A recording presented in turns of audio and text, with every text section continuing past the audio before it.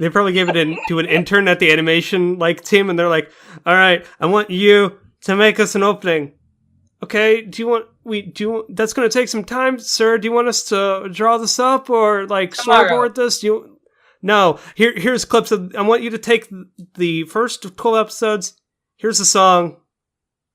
It'll save us money." It's a great AMV. It's a wonderful AMV.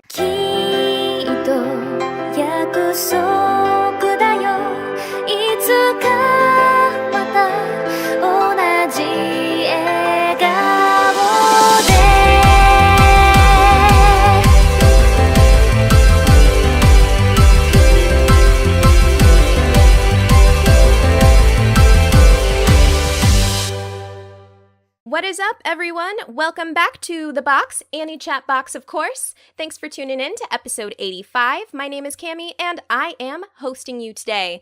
But it is definitely not just me in this box. It is an even fuller box than normal, because we have our routine hosts, including across an ocean, the gentleman Jonathan Joestar. Hello! And the man of many voices, Gregory. What's up, Internet? How's it going? And the darling producer extraordinaire, Cassie. I just thought about how depressing it would be just have a little Cami kitten sitting in a box by herself trying to talk to people. That's so sad. No. And that one who laughed and protested is my dear seester. Jazz, welcome back to the podcast after, a year at least. Hey. Yes, so Jazz is joining us today for an episode where we'll be reviewing a show that she has seen. That's going to be The Ancient Magus Bride. But before we get to that and even our main topic, let me hit you with some social links. You can check us out at twitter.com/AnnieChatBox or send us some mail at anniechatmail@gmail.com. Listen to us on iTunes, Google Play, Stitcher, TuneIn, or SoundCloud. And if you have some change to spare for us sad kittens in an itty-bitty box, consider donating to our Patreon at patreon.com/AnnieChatBox. Just like our kitten mom, Sarah CorpsyAnn Carroll, you can find her on youtube.com/CorpsyAnn. All right. Before we get to our review, we have a main topic, and I don't know if y'all have read the new article that regards Crunchyroll and Funimation's alliance has changed, and now Funimation has decided to part ways. This is pretty relevant to a lot of us who watch our anime by streaming, and we thought it would be a good chance to have our own little discussion and think about what the community's been reacting to and maybe how we feel about it. So, with all that said, let's kick off. I'll say that first, when I saw the, Crunchyroll had released a statement that just said regarding the partnership, I literally went, oh no, they broke up! And, I kept thinking about it as a breakup. I don't know if I was the only one that Mommy did that. and Daddy don't love each other anymore. Yeah! It was almost like one of those celebrity breakups, but I actually gave a shit because it's about my weeb garbage. So... So there was that. So I only read Crunchyroll's statement. Did you guys hear about it from other sources? Funimation also released, and a lot of voice actors at Funimation released a lot of information that they're trying to expand and make Funimation a more worldwide brand, I guess. So that's the main reason they want to have their own kind of brand and title. And I don't think they exclusively said that Crunchyroll was holding them back, but that's the impression I kind of got. I heard about this through Zach when Funimation linked it through a Variety article. And basically, from what I understand, is the parent holder company, Sony's owned Funimation for the better part of a year now, and Sony, I think, presented more lucrative options to Funimation to expand their net further, to probably rake in more cash months and say, hey, do dubs and subs, we'll be in even more territories, get more acquisitions, we have more cash money. So basically, they're pulling a Rihanna and saying, bitch, better have my money. I mean, it sounds like it. Oh man. But we broke. Yeah, what I'm money? poor. I ask what money. 'Cause- I'm poor. Thank you. Sony is just always money hungry, and that's why they had to do like 2 different Spider-Man reboots because they suck balls. They It's want true. money. I feel like this definitely isn't something that I benefit from. Me as a consumer, I benefited from the merge because it meant more titles in one platform. So Mm-hmm. I'm pretty Yeah, bummed. I agree. Yeah. I also kind of liked having, now this is just a personal thing, but I kind of liked having now on Funimation they do sometimes release some subbed things, but for the most part, what you streamed on Funimation was dubs, and what you streamed on Crunchyroll, even though it does have some dubs, is primarily subs. I liked having one thing to go to for one thing and one thing to go to for another Yeah. thing. It made it easier. In a way it did. However, to pose kind of a counter argument, I'm wondering if by worldwide brand, this hasn't been released yet, but I wonder if they're going to try and do something kind of like what Netflix does, where they have several language dubs. Oh, Interesting. Huh. And if for some reason in the writing it would be better for them to do that as their own company or not. That's the only thing I can think of by what they meant by a worldwide property. That's good Yeah. insight. Yeah. Gotcha. It's definitely something that like we'll have to wait and see, but that would make a lot of sense, I think. Yeah. Yeah, especially because they are a dubbing company, and I think that while I kind of hate the Netflix model of doing things with anime, Yeah.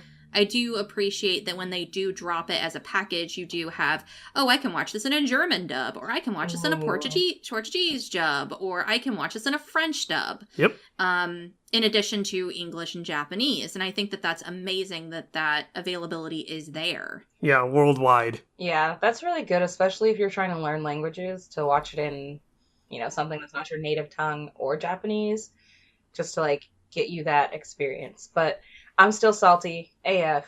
I'm gonna just leave it at that. Oh, same. Yeah, one thing I was like curious about, but when I talked to Get about it, he definitely was like, I don't think that's the case. And I think, again, this was me looking at it like a breakup, which is really dumb, but that's just how I am. Where I also saw the release that High Dive is partnering with Verve. And I know the fact that Verve and Crunchyroll in some way at least are affiliated. If they're not under the same corporate umbrella, I'd have to research. But then I wondered if it was a conflict where Funimation wasn't like the exclusive partner to them. And it's like, High Dive came in and then they were like, I don't agree with that. High Dive's a Like, home High record. Dive? Yeah, they're like, since you're hoeing around with High Dive. No, I'm just kidding. Like, That's the side bitch, okay? Everybody needs look, it's their rotation. Let Crunchyroll have their rotation. Their rotation. Okay, Funimation? And maybe Funimation was purely monogamous. Maybe they were like, honey, but am I not good enough? What am I not providing to you? And see, I can't. I can do better. I can change. It's really interesting, the timing of it all. I honestly don't know if High Dive was making a power play, but the fact that Funimation is leaving the selection, it should be noted that all of this is going to transpire November 9th. So you can still get your, the cross deals are still till November, and Funimation's channel is on Verve. Verve obviously being a product of Crunchyroll. I don't know why they have another streaming platform, but I guess more options because they have Rooster Teeth and they have all those Geek and Sundry and whatnot and Cartoon Hangover. But it's really interesting. Like, when Zach broke the news to me, I was like, why would they do that? That's gonna fuck over the fall simul-dub and simulcast English or the sub schedule. And they're starting to get a list. They're trying to compile a list to actually finalize and print in November. Oh, yeah. But I'm thinking to myself, what's that going to be for subbing? They already announced that if it's simul-dubbed or simul-subbed, it's going to continue. Okay, cool. Like, they already announced that. For this season. Yeah, Attack on Titan and My Hero Academia were mentioned that they were going to continue, so. Yeah. Yeah, so simul-dubbing isn't going to stop. That's good. And there was one thing that was pointed out in the news, the tweet that I that alerted me to this, actually. It said, basically, there's nothing saying that this is going to be a permanent thing. There's no way that this can go back together. And basically, they put the spin on it as Funimation doing this partly to test the waters for themselves, but also as sort of like, okay, Crunchyroll, you've gotten a bit complacent. Instead of improving things, you're letting things just carry on, and maybe that's actually effectively making things worse. Here's a chance for you to actually kick things in gear and make some changes to improve things, and then we'll see where we go from there.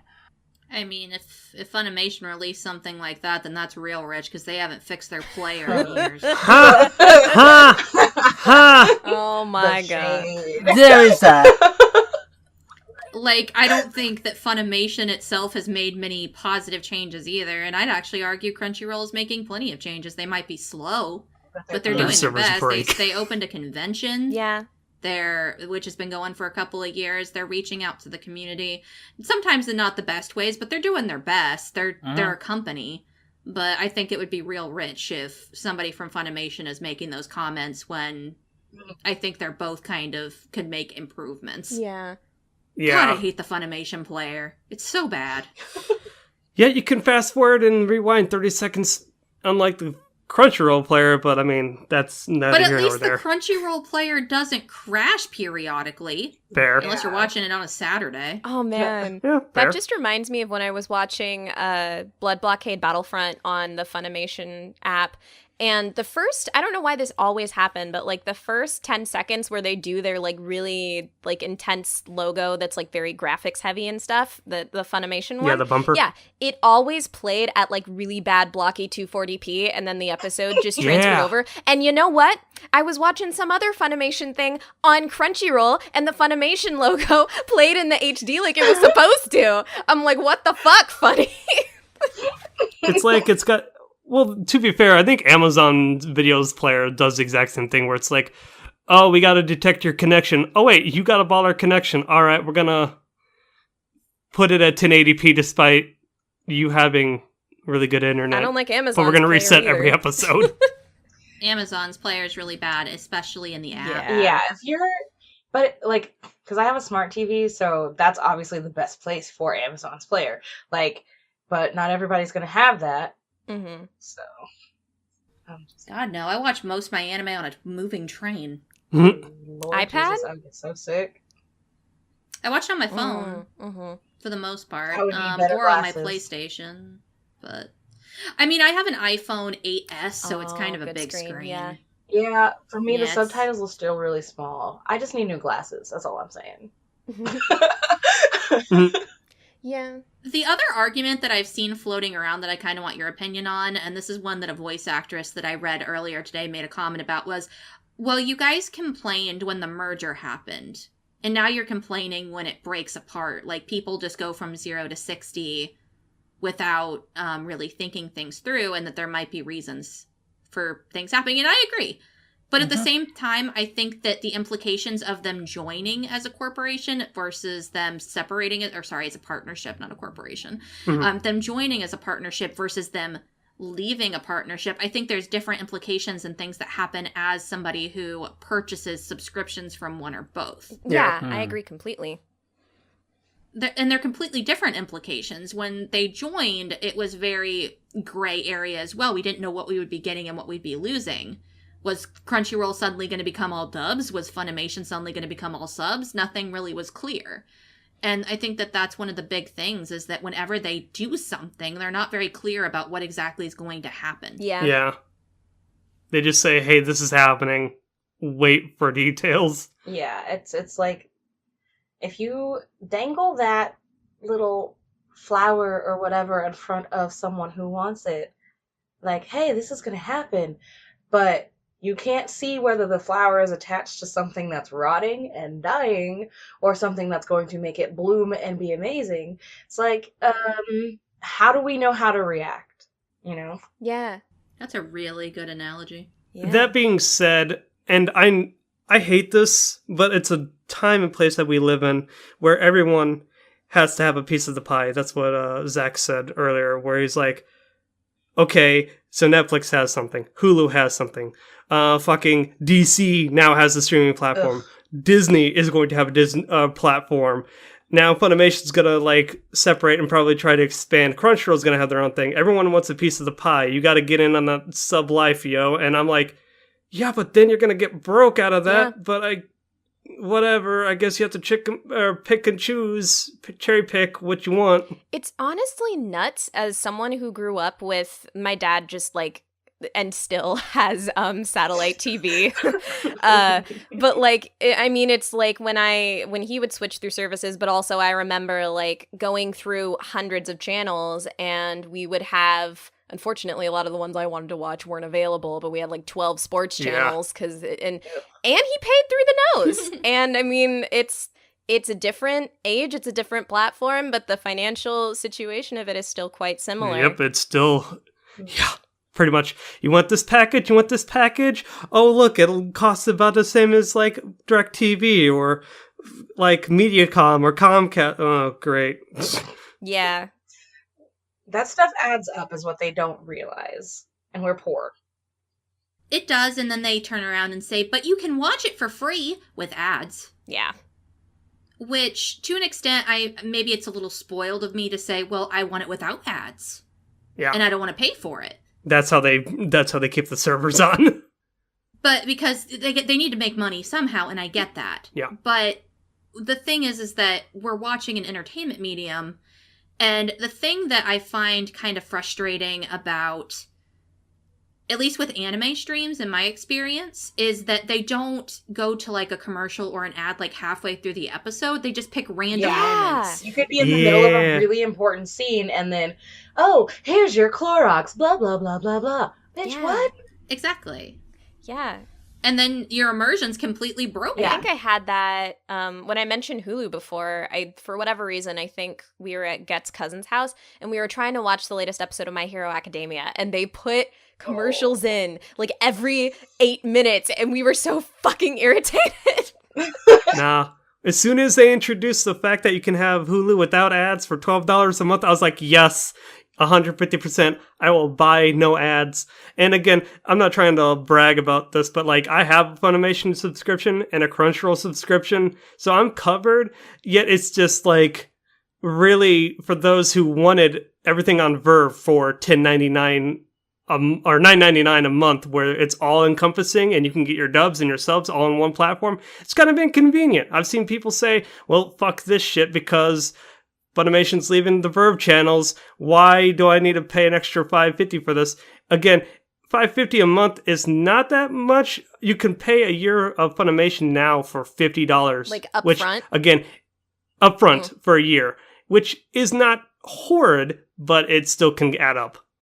Like, it just kind of depends on, like,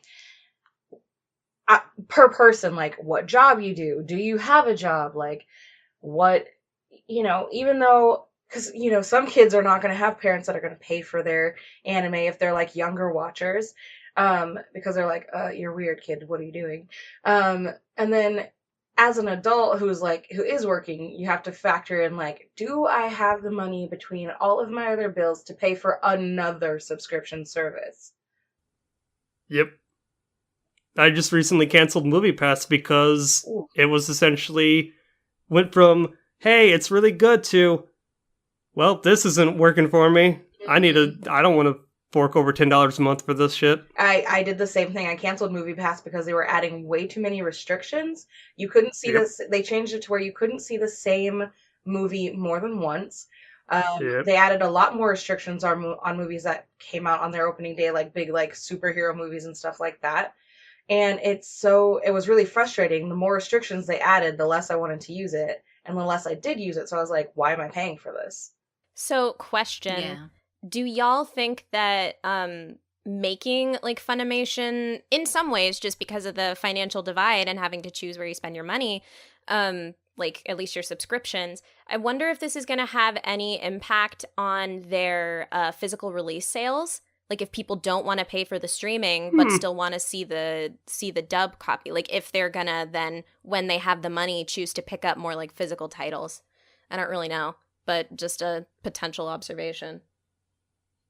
I think the people who are going to spend money on DVDs are still going to spend money on DVDs. Yeah. I think they still will. Yeah. I just wonder if it'll amp up, but who knows? It might just be a toss-up, Yeah. honestly. It's really hard to say. I honestly, like, bless Funimation for their prices comparably to, like, Aniplex of America or Sentai Filmworks. Granted, Sentai has sales at the wazoo, but those premium boxes for Sentai, charge arm and leg. Well, here's the thing, though. Those are I'm just going to defend Sentai Yes. for a second. Go Those are the premium box sets. They still Yes. sell regular sets as well that are just about the same price as Yeah. Funimation. Yeah, So- essentially. I mean, if you want a premium box set, you're paying for a premium box set. It's Like, primo. I don't think that their prices are too much to ask for. But the fact they go on sale is nice. Yeah. Yeah, it's you can't argue with it. Yeah. But their basic packages, like if you want to go and buy, like set one of Penguin Drum for $50, you're gonna spend just as much for a first box set on Funimation Mhm. Yeah, for essentially. another series. I think it's Essentially. about the same. Yeah. In my experience, anyway.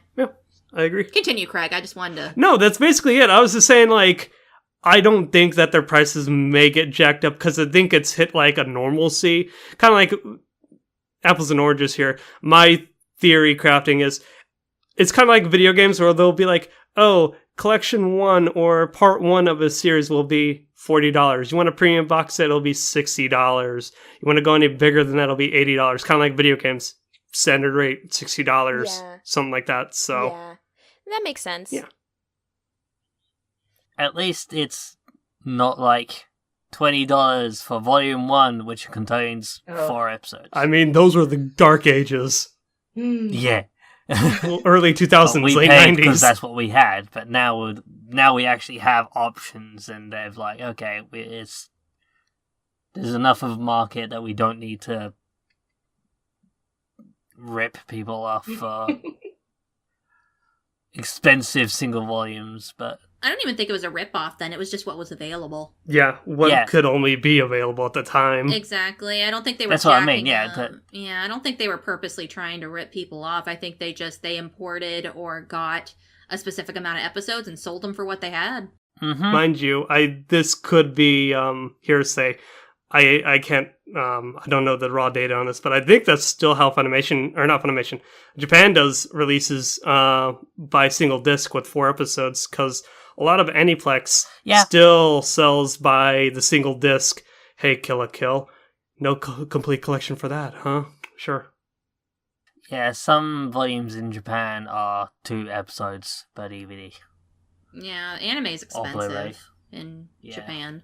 So, and I think that's one of the reasons. Didn't you say, Craig? That's one of the reasons why Aniplex sells it so high is because they want to prevent reverse imports or Yep, something. because Blu-rays are region-free, same with the PlayStation 3 and PlayStation 4. You could literally just import something from the US far cheaper, and that's why Aniplex of America is just like, hey, Fate Zero, $200.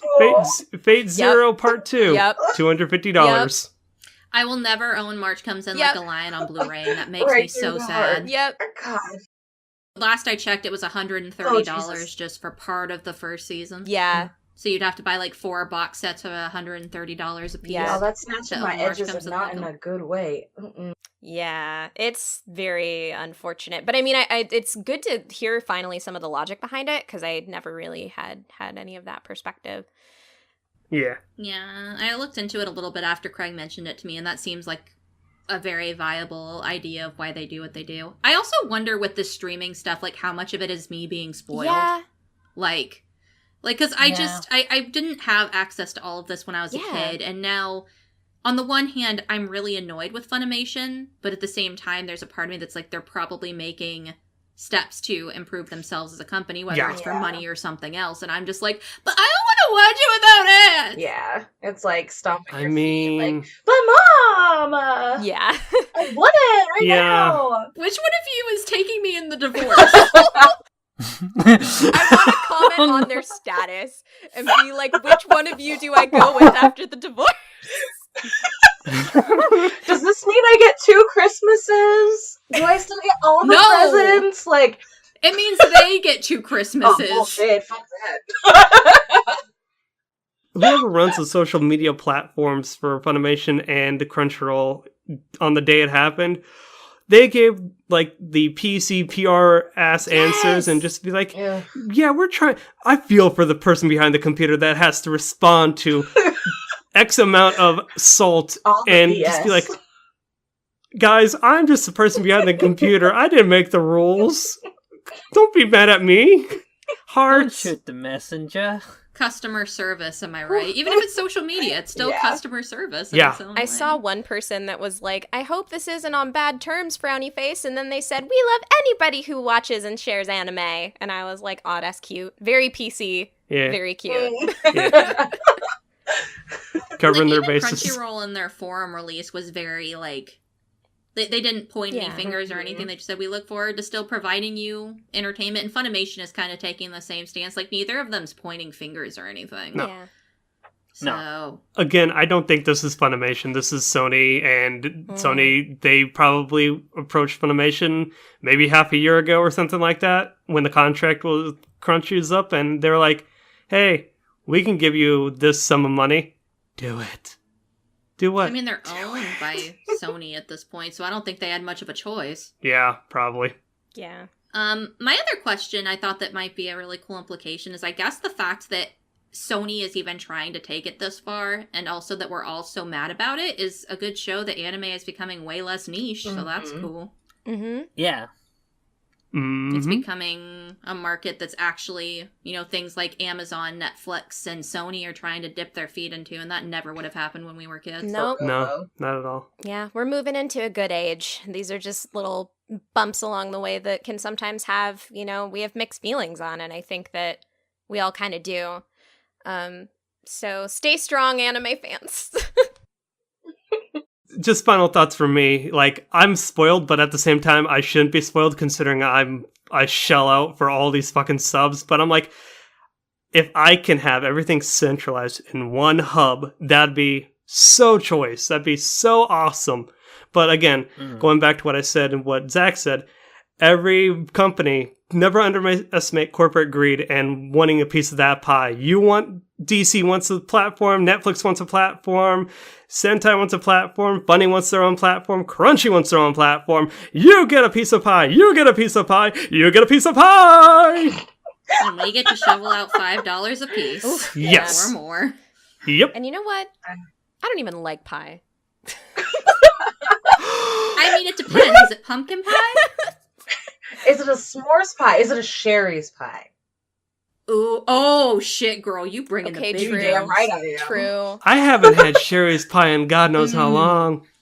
Friendsgiving. Okay, I so- will try to bring a Friendsgiving. Sherry's Can we pie. invite Crystal? Yeah, hell yeah. Steak and ale pie? If somebody wants to bring one to force John to try it and get him addicted so he can never leave, I am totally open to that. Alright. Done. Bam. Done. I'm just here like steak and ale Oh, pie. Sherry's is an American restaurant over here, and they are very well known for like having really good pies and like very dessert pies.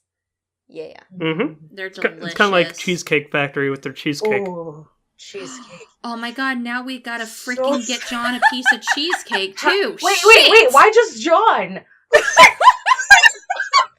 Because he doesn't have access to it most of Me the time. either. I'm lying, but still, just get a Girl, whole it's cheesecake. right across the Just street. get a whole- Listen, we have a cheesecake factory in the mall now. What, bitch? It's in the Clackamas Town Shut Center. You up. can visit us. It We can has go been get that some freaking long? pie. Since I've been there. It's there. Oh, Lord. It's been there since last Christmas. It's Holy- been there almost a year. Stop. Holy I've been there since shit. last Christmas. It's there. I promise. I'll take Hey you. y'all. Let's go. Hey y'all. You know what else is here? That's been here? Uh, A show called The Ancient Magus Bride. Mahoutsukai no Yome. I can't get over this goddamn pricing for March Comes Like a Lion. I'm astounded. Toss the review out the window. We're dealing with Aniplex pricing trauma. I'm having flashbacks. I'm sorry, I'm not trying to that day derail I it. saw- I've just been low-key looking this up on the side. Craig, no. Like, they declared that they were releasing it as a Right Stuff exclusive, and I was like, Right Stuff exclusive? can't be that expensive. Oh, was I wrong? I thought they'd give me a deal, and the thing is, I think they are slightly marked down. Oh, hell no. That's not... They are originally $159.98. Sorry, Cami, to cut you off. Who has nice food? Mahoutsukai no Yome. I'm pretty sure there was a nicely made pie in there. There was lots of good food in the show, because Silky's fucking amazing. The Brit in me was very thrilled when I saw that they were having fish and chips. Alright. And how often they had fish and chips. They also had shepherd's pie at one point. I caught that. Alright, so... We're here! Mahoutsukai no Yome, or the Ancient Magus Bride. You'll know what it is anyway. It was very much one of the most hyped shows of its air season. But, to give you a quick synopsis, Chisei Hattori, a 15-year-old Japanese girl, was sold for 5 million pounds at an auction to a tall-masked gentleman. Abandoned at a young age and ridiculously ridiculed, that was just ridiculed, but I thought it said ridiculous, whoops, by her peers for her unconventional behavior, she was ready to give herself to any buyer if it meant having a place to go home to. In chains and on her way to an unknown fate, she hears whispers from robed men along her path, gossiping and complaining that such a buyer got his hands on a rare sleigh baggie. Ignoring the murmurs, the mysterious man leads the girl to a study where he reveals himself to be Elias Ainsworth, aka Bone Daddy, a Magus. After a brief confrontation and a bit of teleportation magic, the two open their eyes to Elias's picturesque cottage in rural England. Greeted by fairies and surrounded by weird and wonderful beings, these events mark the beginning of Chisei's story as the apprentice and supposed bride to the Ancient Magus. Ancient Magus Bride, Mahoutsukai no Yome, was animated by Studio Wit. You know them for very pretty things, including After the Rain and Attack on Titan. Pretty in very different ways, might I add. Yes. So now that we've given a little bit of setup, also this was a show that I passed for the fall 2017 season. We've come full circle. It's a year later. Wow, man. Good. That's true. Good God. And so now we're getting to it, and we're going to start off by talking about story. And it's interesting to me because I feel like there are two very different components in this show as far as the actual story that it's telling versus the narration, the way that the story is paced. Because I like one of those, and I have a lot of issues with the other one. That is the most brilliant thing that could have been said. Yeah. Very poignant. Yeah, like I think that the plot of the story is really fascinating, and it's got a lot of cool just like characters and pieces that are introduced, but the pacing diminished some of that for me. But what do you guys think about those two pieces? I loved both of them actually, because it's just so pretty. So when it was slow between like the plot sessions, you know, I was just enjoying the beautiful freaking art that is this anime, and the story already had me hooked. So I needed those like 1 to 2 episodes to calm my anxiety down after like big things that would happen. So like it was just really nice, and it calmed me down too. It was just really glorious. I just wanted to throw out there very quickly before I give my thoughts on that. I looked up how much 5 million pounds was in US dollars, and it is $6,535,990. Whoa! Yes, Skeletor's Jesus. well set. Sounds about right. Just to give, I mean, and that's by today's numbers, but hey, just to give you a little something. But I agree a lot with Cami. I think that one of the things that bothered me the most was that especially the first half of the show was just so masterfully crafted, not just in its production, but also with how things were paced, how things were given to me, how much information was given to me being a big thing. A lot of the beginning of Ancient Magus Bride really relished in subtlety and just showing you this fantastical world, but only giving you a piece of it at a time. Yeah. And for some reason in the second half, I feel like they slammed on the accelerator. 0 to 60. It basically, went 0 to 60 without giving me really a chance to understand what was going on. And then a lot of plot holes were left at the end. Yeah. that didn't make a whole lot of sense. That was my main problem with the story. I still loved every theme that was presented to me. I especially loved in the second half Chisei's resolve and how she came to confront her inner demons and how that was represented. I appreciated some things that happened with Elias.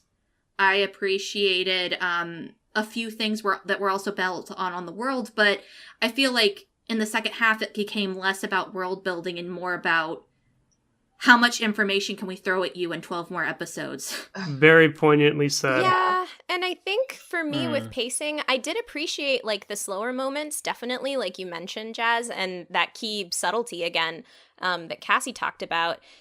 I think what it was for me, and it was definitely a lot more present in the second half, is like an episode would end on a cliffhanger, and then that cliffhanger is like very quickly wrapped up in the first 10 minutes of the episode, and then they would like go on to something else for the next like 18 minutes. And that happened to what felt to me, from what I remember, a lot. And that was kind of like what irked me as far as like pacing goes. It was shotgun elements. And it also felt a little bit to me like they were, and I guess for me it was a little bit odd to find in this show, but a lot of times I felt like it was really like, oh, we have to end on a big scary cliffhanger, and then like, you know. Yeah. I mean, that's kind of the nature of like anime, and probably, I don't know how it adapted or was adapted from the manga, or how the manga chapters were done. I read the last part of the manga and rewatched the last 4 episodes of the anime. For context, the anime covers the first 45 chapters of the manga. To what degree of accuracy, I'm not exactly too sure. But yeah, I echo your sentiments. Like, the first half, it felt like a story of like a post-suicide, a girl trying to rediscover the world, and the world is vibrant, colorful, there's life. She's able to see things through a different lens finally, and it's through this this mage, her teacher, as it were, that shows her there's a whole new side and a whole new reason for living. And I feel as though like the back half is like, oh, you now can appreciate life. Now you need to appreciate and value yourself as an individual and treasure those around you. But I do agree in the fact that the first half of the show was, let's drip feed you the world again, kind of like a Made in Abyss or a Land of Lustrous will be kind of vague, but also you'd be like, man, this is awesome. This is an awesome take on Britain. And in the second half, it's like, oh, we gotta fucking give the drama, build up tension, and then end. I feel like the first half was paced so well, probably in my mind, how I try to rationalize it is like, oh, they didn't know that they were not going to have a second season, so boop, whoop-soupy-doo. That is how it feels. With that, how the first 12 episodes feels like a single really coherent story, and then they're like, oh wait, we got 2 cores. But they would have known that before they started doing the initial sketches. Yeah. They would have known they were a 2-core anime. It's not like they said, oh, you did 12 episodes, we want 12 more right now. No, they just didn't act. They didn't plan well. Yeah, that's what I'm saying. It's if that's what it feels like, that shouldn't be the case. Mm-hmm. I'm very curious to see how it actually translates to the pages and the source material, to actually see if the pacing is still kind of jarring, or rather rushed in the back half after certain events. Yeah. It's something you can check out, but it should definitely stand on its own as an adaptation. Mm-hmm. And another thing that really bothered me, and I guess this can go into characters as well, is I think that, and this is just my personal opinion, it'll be interesting to think what you guys think, but in the beginning of the show, up until very close to the halfway point, when I don't think it'll be a spoiler to say she made her wand. Mm-hmm. When it got to that point, like, they were doing a lot of very interesting, subtle relationship building between Elias and Chisei. Mm-hmm. That was very vague, but also that brought in Chisei's I'm going to help you learn about human emotions kind of thing. And then I felt like in the second half of the show that became very... I don't know, it just wasn't there anymore. It just seemed more like he was throwing a temper tantrum most of the time. That's true. And it made me upset because that was another part of the story that I loved. Because, love it or hate the entire package, I think that one of the things that Ancient Magus Bride does well is builds on things that show up earlier. And for some reason, all of this subtle, beautiful characterization between Chisei and Elias especially, it just hit the accelerator, and I didn't understand why, and it became less about Chisei helping him learn and more about him just being selfish, which I don't know if that was intentional, but it made it very hard for me to buy. I'm gonna be the guy that says I could never really... Their relationship was weird to me. I can get it, but also I'm like, I could never really understand. It's like, oh, you're my wife, I'm your husband, also I'm your master and you're my student, also I'm your dad and you're my daughter at times. And that kind of gave me some tonal whiplash, but the way Elias acted in the second half, without going into details, I was just like, you are a boyfriend who's throwing a fucking temper tantrum and you're becoming obsessive, and this is kind of gross, dude. Stop it. Well, it wasn't even that was the problem. I just think that they built up to it weird. Yeah. Yeah, I was just going to say, I mean, on a observational point, like, I really started this show, especially in the OVAs, like, really enjoying their dynamic, whatever way you want to see it. And I honestly saw it a couple ways, like, in different moments, which I can totally see how for some people that's really, like, weird. But by the end of, like, the series, I wasn't really invested in them. And that was kind of a loss. I think what it was is that in the first half, it felt more equal to me, that each of them brought something valuable to each other. And I feel like in the second half, it's everything that Chisei gave to Elias, but Elias wasn't as much giving things to Chisei. No. And so then that power dynamic was, something that I think just made me kind of fall off of it. You know who, but there are other relationships that I really enjoyed and were equal in the show, like Ruth and Chisei. Yeah. I love that episode. Yes. Yeah. Yes, Ruth and Chisei and the other fairies. Yes, but we could probably transition into characters if you guys are okay with that. Yeah, especially because I do want to hear Jazz's opinion on Elias, especially because I know that you, because you seem to really like him, and I want to see your point of view. Because I didn't dislike him, I just didn't come to love him as much as I'd hoped I would, and I want to see what you do. Okay. First of all, like is an understatement. This is Bone Daddy Ainsworth, okay? And that's okay. That is fine. You can love him to death for all I care. I just want to know your reasons. Wow, girl, give me the good deets. Give me the good deets. Basically, I really liked Elias because his development was all over the place. It was like a person who's literally trying to reshape their whole life after they've just fought someone trying to reshape another person's whole life.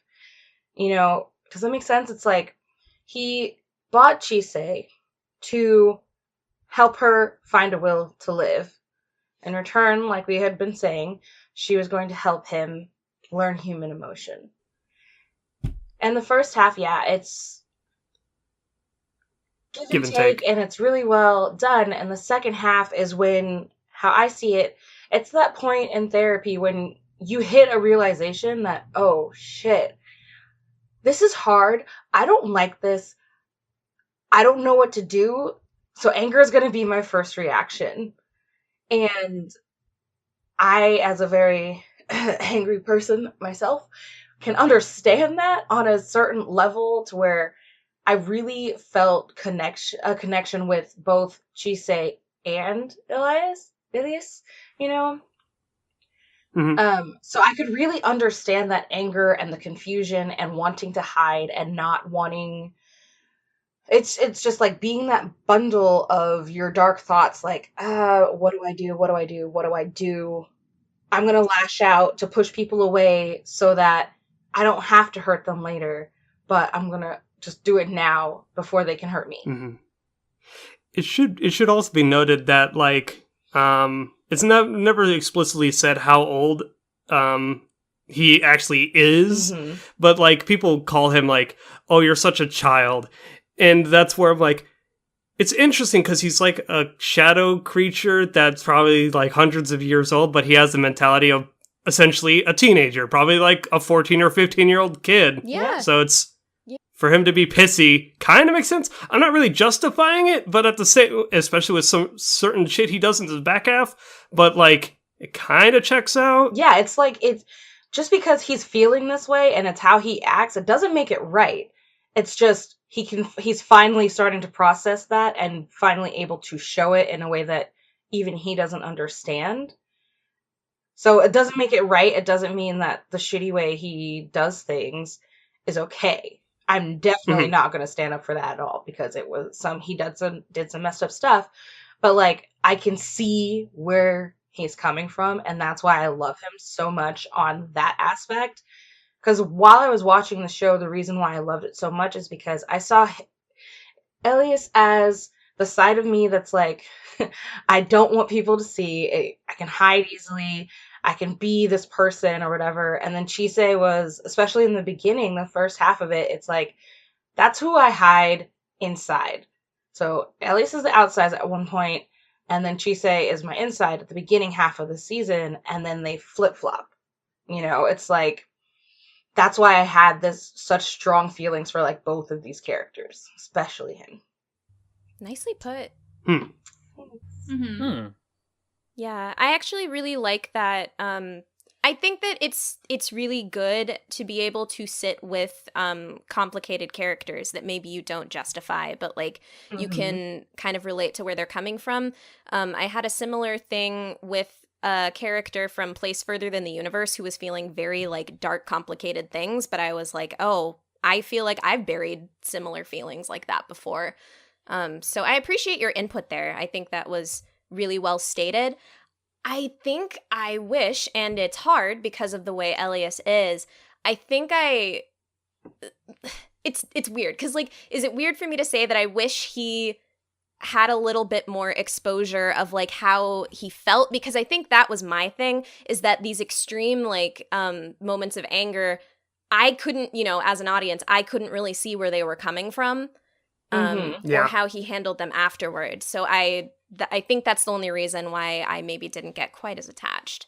But I definitely like your perspective. And I think that to Elias's benefit and to the show's not benefit, whatever the word is that is, it comes a lot into the pacing in the second half. I think that's really where Elias starts to shine, especially after they do his backstory episode. You do get some backstory on him. And then we don't really get a whole lot more after that. No. Especially with Chisei's resolve to talk to him. And that seems to, without going into too many spoilers, seems to like kind of diminish over time. And then whenever Elias has these outbursts, it's like they're explored in the moment and then forgotten. Yes. Yeah. Yes. And that's the biggest problem, is that there's so much potential, and then I didn't get to see more of that. And I think that's one of the reasons I want to go and read the manga, because I'm pretty sure it's better explored there. Yeah, it's like you didn't get that fulfillment you were looking for. Yeah, and it's not that Elias as a character is bad. I think it's just that I wanted more screen time with him. And they spend a lot of time in the second half with montages, and sometimes when Elias is on screen making a big decision and we can't hear a word he's saying. Yeah. And that's just in production. We'll talk about that later, but I just feel like Elias is such an important part of the narrative, and yet he is not explored as much as he probably should be. Very well said. Agreed, because I could always use more Bone Daddy, so... I want to know what makes him tick. Because there's moments where he seems to get jealous or angry or other emotions, and then they're explored in the moment, and then what is it that tipped him off in that moment that didn't tip him off in these others? Yes. And that's explored very briefly, but not as a large picture. And I think that he could benefit from that. He could also benefit from therapy, because, honestly. Yeah, I think a lot of people in this case could benefit from therapy. Like, Chisei, Ruth, Elias, everyone. To an extent, Stella. The whole show. Especially... Maybe Joseph, probably. I don't The know. whole I think cast. Joseph needs a lot of therapy. But let's face it, Skeletor-san would just Hold up, what? fucking... He's Skeletor No. to me. Basically, he would look at therapy and be like, so But this is why? what we call a shrink. Excellent. Yeah. Excellent. Sips tea underneath the veil. Oh my god. Tell me, sir, how is it that you perform your profession, and why? I am quite ears. I want to Sir, hear I'm every here word. to talk to you about your feelings. You are not supposed to analyze me. Can we get back to you? That's I definitely need what some it more would be. human lab rats, please. Now, can you explain to me why do you have horns on your head and why are you covering your face? Mind your What happened business. to you? That's what that is. Mind your business. He would say that too. It's none of you. Getting back to characters, Yes. we could all probably go around and talk some more about our personal faves. I actually really liked the lead in the show, Chise. Mhm. I think that she was a very good surrogate on mental illness Yes. and how a specific time in your life can be mirrored in your eyes. Yeah. At a traumatic event, how it can be mirrored in your eyes, and then when you finally get to see things from an objective point of view, how those things can change and how you can heal. Yes. And I think that that's handled very well with her character. I also think that her stages of healing are very Real. poignant and real. Something you're not going to immediately start to love yourself just because you have the things that you want. You're not just, when you start to love yourself, going to understand how to love others, and loving others doesn't always qualify as loving yourself. Mhm. And that is a lot of really cool things that we learned through Chise. And I think that as a female lead, she was pretty powerful, especially in the first half. I could have gone without her being sick all the time. Yeah.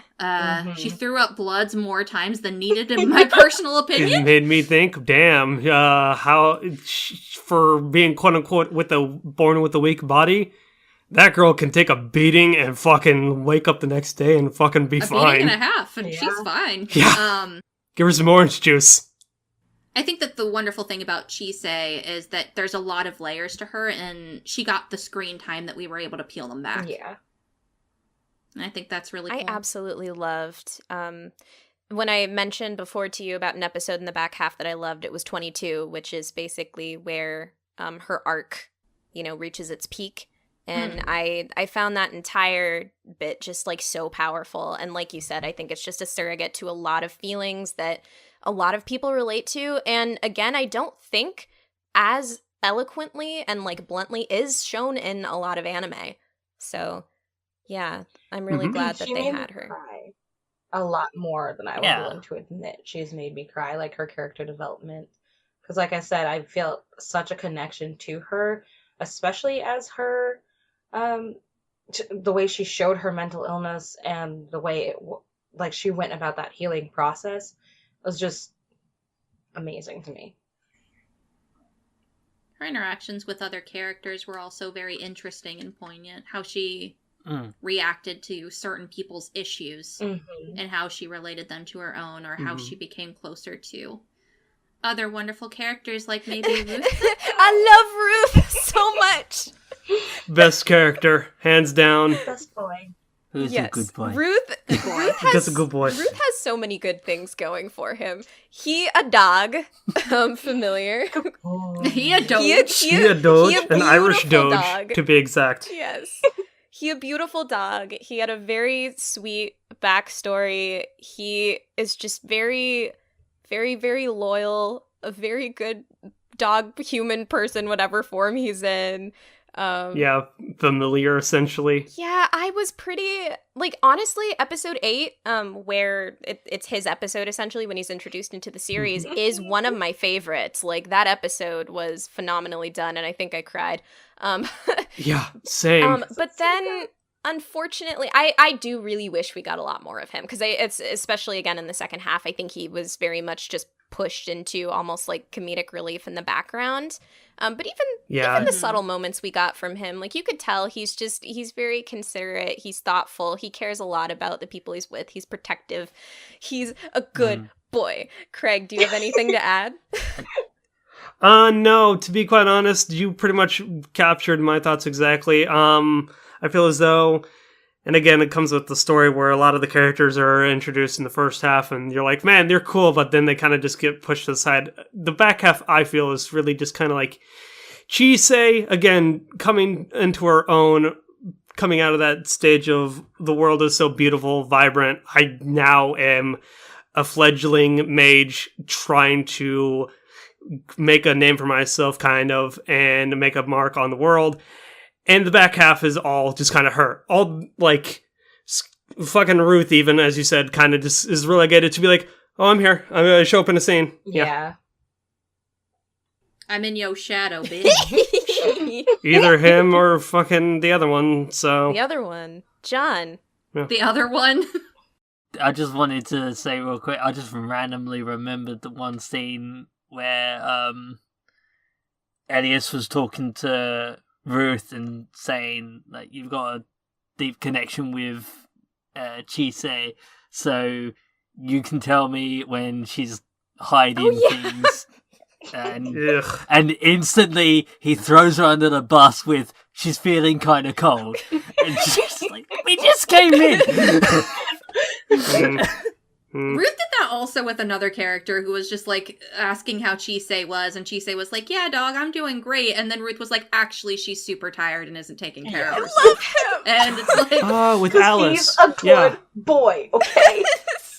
everybody needs a Ruth. Yes. Everybody does. Do. Oh, man.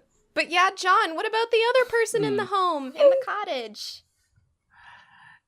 Yeah, I don't know.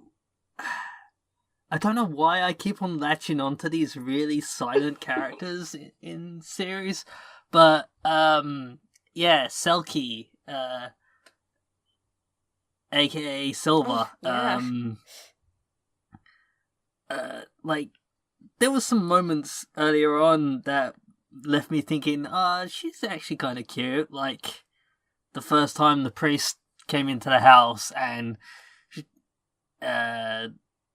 she says sitting on the sofa talking to him, and then Selkie just kind of comes up behind her, hugs her, and kind of goes all chillified while glaring at the priest. But the episode that really sold me on it is the second half of an episode that is, it focuses on Selkie and her backstory. And before that, we had moments where, like, someone would come home and she'd seem so happy that they're home. And this backstory episode really showed why that's the case. And in the meantime, she's home alone for reasons and just decides to completely redecorate the house. Yeah! Completely redecorate the house. So and then she hangs a little bell on the door so that she knows exactly when they come home. And then she's just like, sort of like wandering around the house, like constantly glancing towards the bell. I'm like, oh, Yeah. come home soon. Poor Selkie. And then they come home and she's so fucking happy, and like she never says a word. Anytime, the only thing she ever says is a whisper in one episode. But I still latched onto her, and I was like, no, I love this girl. She's so precious. Just, she wants someone to come home. I really liked her too because every time I saw her, all I could think of was with our friend Suki, and I was like, this is such Suki. Yes! Really? But I couldn't stop thinking that every time I saw her on screen, and that made me kind of like her a lot too. That's interesting. I think Suki mentioned something about that when we watched like the first episode with her. But I actually really like that as we went through our favorite characters, it was all like in the main, like, you know, four in the show. Yeah. So I think that is really cool. All the residents of the little Yeah, cottage. outside of them, well, no, there were a couple other characters I really enjoyed. Lindell Yeah. is Okay. amazing. Gotta Yeah. love Lindell? Lindell. Yeah. Mhm. The Fairy Queen. Fuck, I love Lindell. Titania. Okay. Yes. Yes. You mean tits And out, Mahoutsukai. Titania? Tit. Yes. Yes. Tit Tanya, you know what I'm saying? Hey. Damn, she's got a stacked house. Which is exactly why I'm probably gonna cosplay her at some point in life. Hey, please. Yo. Girl, go for it. I also like her Oberon. branches. Yeah, That's Oberon was also freaking amazing. And I love I loved him aesthetically. Right? Something about Oberon's design, I'm like, this looks familiar, and like Shakespeare, dude. another. No, I mean, I'm probably thinking of Persona. Oh. Because I swear I've seen another iteration of Well, Oberon who That's looks because he's an actual not the fairy. same, but similar enough. I know. Same for Titania, and like a lot of the creatures and fairies brought up are tied to Like actual lore. Pretty much all of them are tied to actual lore, Which is also good, and I know we didn't mention that in story, but that was a good aspect. Just gonna... yeah, and like also going like slightly off topic, but along the same lines is I like the fact that when it was Christmas, they also did go into winter solstice, Yule traditions, like before it became Christianity's Christmas. They still did Christmas with the presents, but they did like the burning of the Yule. They did the pagan and other holiday, offerings. basically, for Yule. The pagan side, the original pagan version of the holiday as well. But yeah, there were a lot of other characters that came up that I did still enjoy, like Alice. Alice? Alice. Yeah. The sorcerer. Renfred's apprentice. Yes. Yeah. Oh, yeah, Blonde she haired was girl. interesting. Yeah. She was a badass. I enjoyed the episode between her and Chise, where They're going shopping. Gal pals. Yes. Yeah. Ooh. Also, what was her name? Angelica? Yes! Yeah, she's good. Yeah, the mechanic lady. Yeah, that lady. So good. And she took on a grandmothering role. Can I ask you guys how you felt about the antagonists of the That's show? where I was gonna say, I Because- thought he was weak. Yeah, I thought both were weak, because they had, like, two antagonists that were reoccurring. One was Ashen Eye, or what have you.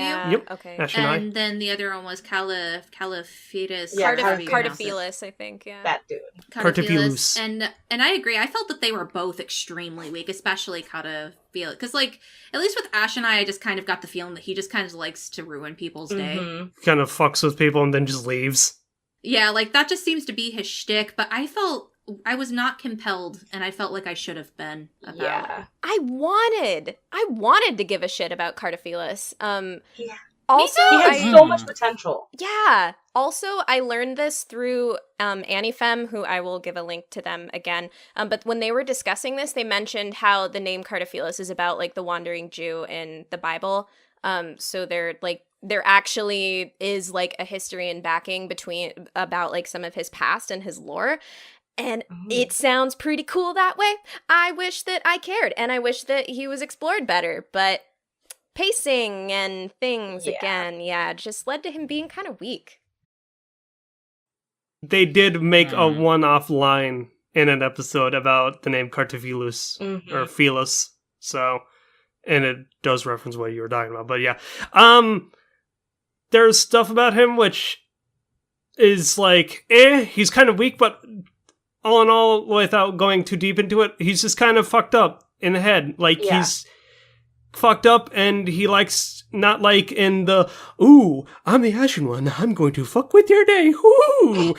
Cardophilus is just like, I'm gonna fuck with your day because I feel like it, and then laughs maniacally as he sticks a chimera on you.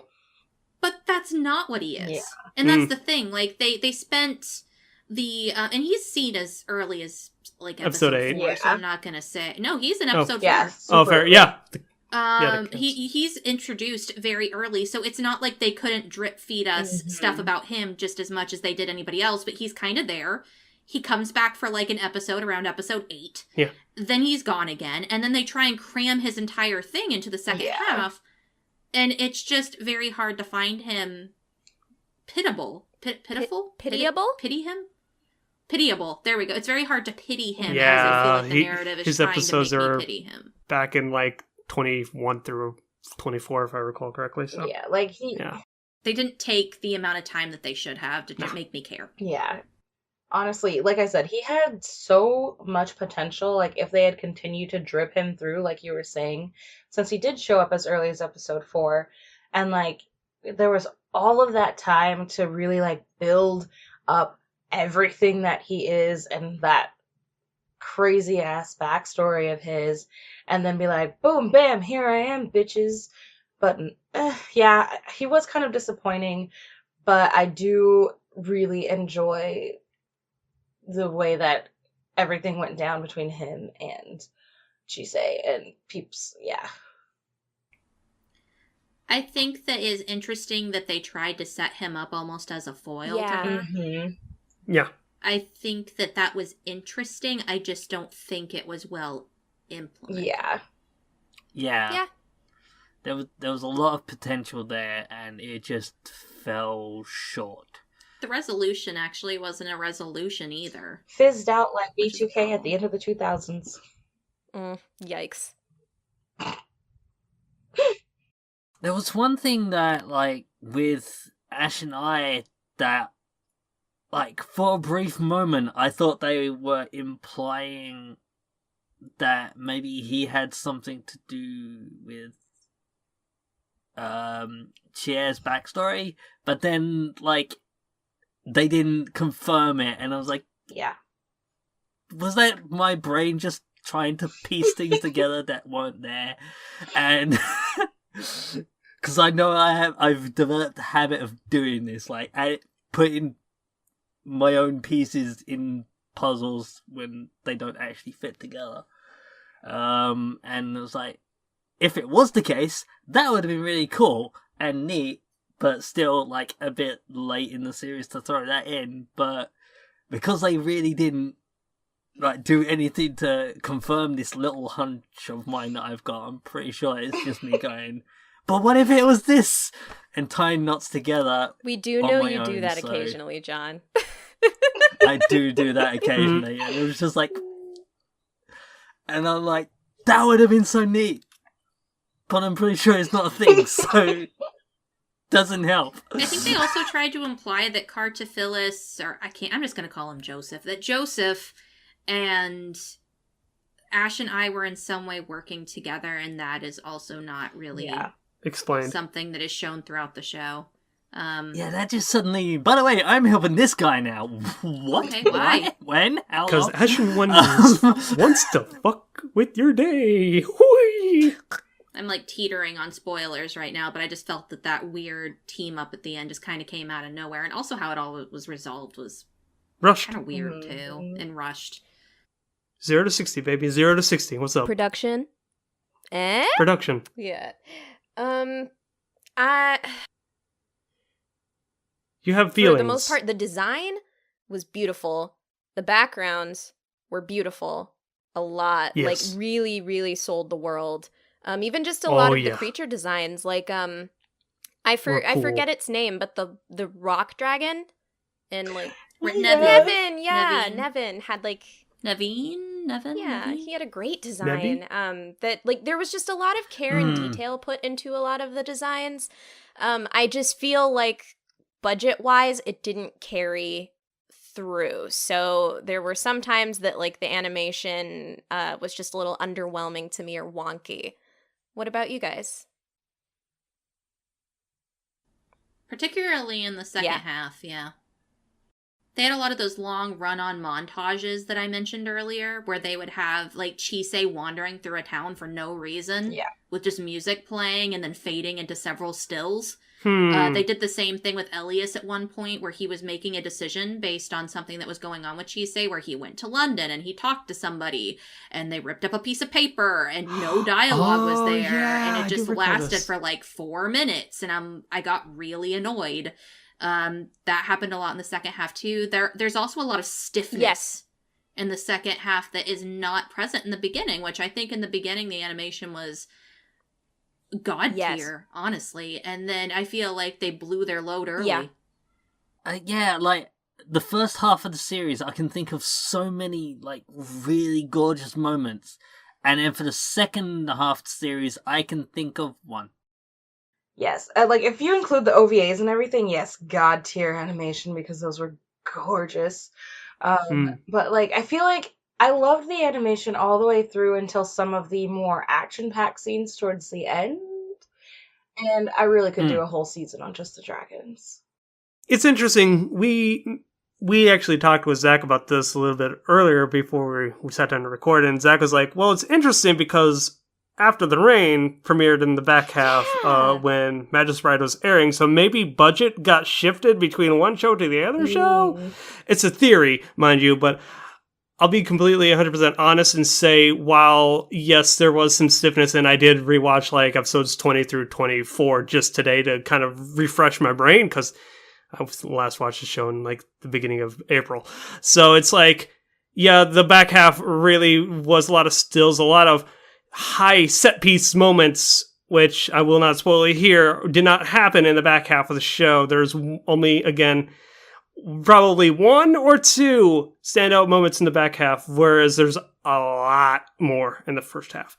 That being said, again, the first half being a little bit more fluid and the second half being a little bit The Love the last music. episode, too, was like, you'd think that they would put a lot of time and effort into the last episode, because that's where they're going to go out on. Yeah. And that's what tends to happen with these two core animes, is they'll start out strong, they'll kind of meander in the middle towards the end, and then the last episode's a banger. And the last episode was one of the worst animated episodes in the series. Yeah. There was literally an entire sequence where Chisei was just singing and it was just stills. Yeah, and just sometimes, like, proportions on especially, well, I can't get into that with spoilers, but, like, certain things happen and then the character designs start to look really wonky, and, like, they're basically not drawn with care all the time, so it just looks really weird. What did you guys think about the music, though? It was beautiful. Lindo can sing to me was really all the nice. time. The score, fantastic. The insert song, Cami, you know the one. Yeah. Magnificent. Yeah. Beautiful. Like, it's interesting to me because I don't feel necessarily like it's one of those soundtracks where I can think back to a specific track that I'm going to look up and listen to, but, like, it was beautiful and really highlighted the good moments when they went for it, you know? I think that the only thing I didn't like about the soundtrack was the second opening. And I did not like the second opening in a visual or... I thought you didn't like it, Jazz. The second one. Fight me. The first one is great, The clip but the clip second show one to me... opening. You're right. I don't like the second one. Yeah, I was like, what? Then why do you want to fight Because me? I had just said there's nothing bad you can say about the soundtrack and then you bring up the second opening. Fight me. Listen, girl, I'm just talking in my own personal stuff. Here's the thing. I just want to have my small rant about the OPs. Yeah. Because the first opening was visually and musically stunning. I loved the young lady who sang. I can't remember who the singer was. If somebody remembers offhand, her vocals are fantastic. They fit the tone of the show. It seems like something that fits, even though there are some recycled animations in it that are going to be further in the show. It was more like looking forward to things instead of looking back. Whereas the second opening is a AMV, and you cannot convince me otherwise. And then for some fucking reason, in the last episode, they presented a new fucking opening that was halfway decent. I forgot about Why that. didn't you use that for the second half of the show? Oh, yeah, that was the song that I played at the end of it. Yeah. No. They actually had the same song, but it was new animation. Oh, okay. It was beautiful. And I was like, what the fuck? Why'd you make me watch this clip show for half of it and then just give this to me in the, end of the, season? I don't understand. I was so mad. It's weird, right? Because I remember talking to you last night about this, where I was like, I'm honestly surprised that they didn't stick with one opening. And you're like, well, it's a 2-core show. And I'm like, yeah, I guess I get that, but shows like Parasite the Maxim used one opening, but it's probably, I don't know. It's a production choice, Yeah, but it's if a they were going to production choice. change it, like, why did they have to? I mean, I understand that, you know, second half of the show, budgetary things, maybe they couldn't make the most original second opening, but they didn't try and do anything. It just recycled they recycled stuff from earlier in the show that we'd already seen. They didn't even do stuff from the second half like they did in the first that made it interesting. They just took things from the first half and put it in the second, and they ended the opening on the exact same fucking flying into Elias's arm shot.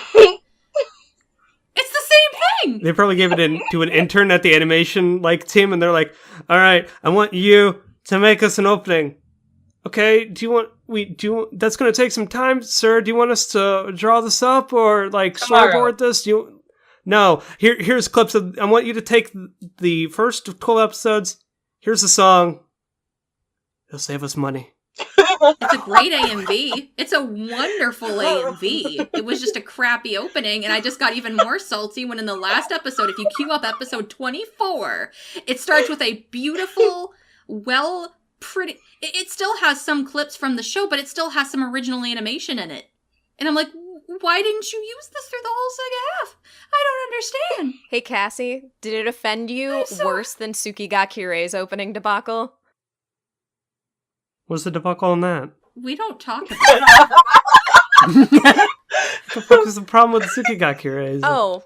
Tsukigakurei's opening. We'll explain later. It's a long story. Go listen to episode 19 of Annie Chatbox, Pretty Boys Taking Over the Moon. The fact that you know the fucking episode is that actually? I traumatize you that much. 200 of Sailor Moon. Shut up, Jasmine! Okay, so I listened to that one a lot because I really like the episode where Cassie and I bond over good and bad things, so I know that one by heart. Wait. Okay. I actually did just worried proof you this. were so traumatized. I actually did proof this. Episode 19's the Daily Lives of High School Boys one. Is it 20 or 18? 18 is Maid Dragon, and 20 is all the nostalgia. Okay, don't listen to me. We'll find it later. We'll find it. The point is, we talked about Tsukigakure at some point, and the opening is a topic in and of itself. But yeah, that's the only thing. This ended up being very long-winded, but that's the only thing I didn't like about the soundtrack is I didn't find that the second opening really fit the show. Mm. And compared to all the other songs that are on the soundtrack, it's exceptionally weak. It's also weak in a production standpoint. I was gonna say, Cass, you said yesterday night that one may say it mirrors your opinion of the show in the back half. It's true. I loved the first half. I loved the first opening. The second half I thought was kind of and then the opening was really Huh? Yeah. It mirrored my feelings really well. Craig, do you want to weigh in on the dub? Okay, so, I watched this entirely in dub, and really fucking good, man. Not a lot of people that you'd think.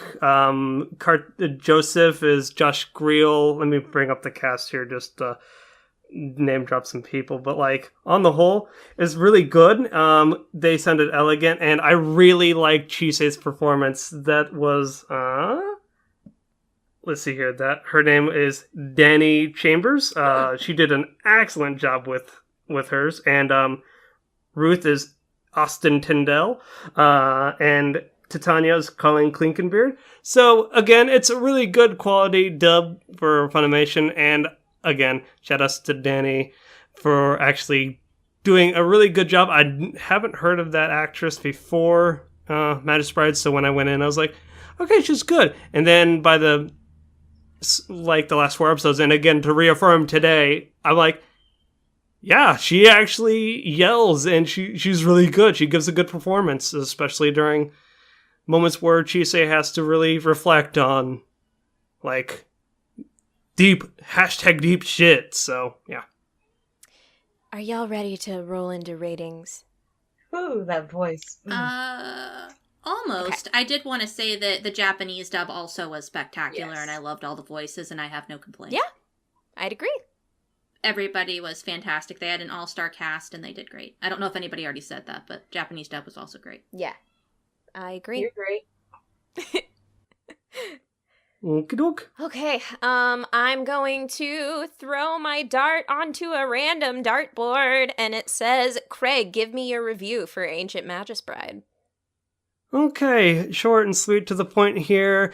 I like this show. It is a beautiful show. Again, to say what I said at the beginning, this is a show about a character journey of a girl who is supposed to attempt suicide, trying to rediscover the beauty and the meaning, trying to rediscover purpose in life and to value herself and say, just be touched by multiple people and just be like, oh, you warm my heart and you make me value myself as an individual, as a person. To cherish life is a very good journey for Chisei. There are some problems with the show.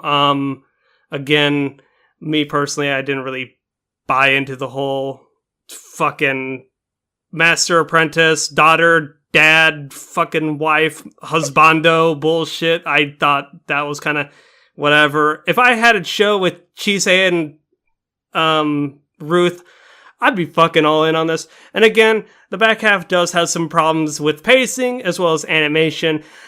But man, when it hits highs, it hits those highs really good. So, again, I like this show very much, and I believe it is worth checking out.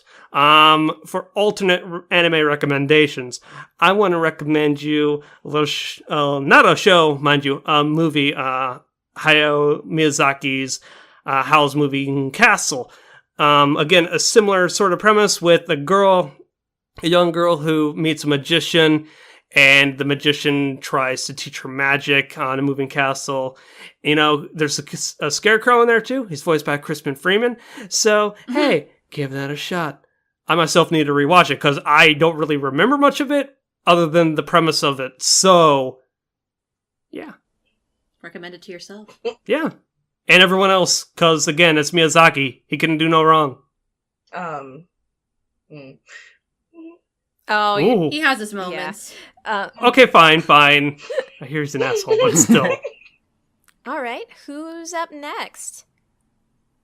What does your dartboard say? My dartboard says, who's the last person that spoke? And it's Cassie. I know what I did. I know what I did to myself. You baited yourself. God damn it. You baited yourself John, into this. You need to learn to interject and be rude sometimes like me. John's sitting in the corner just like, I'm here. I'm having a good time. I like the opinions that are expressed in this episode.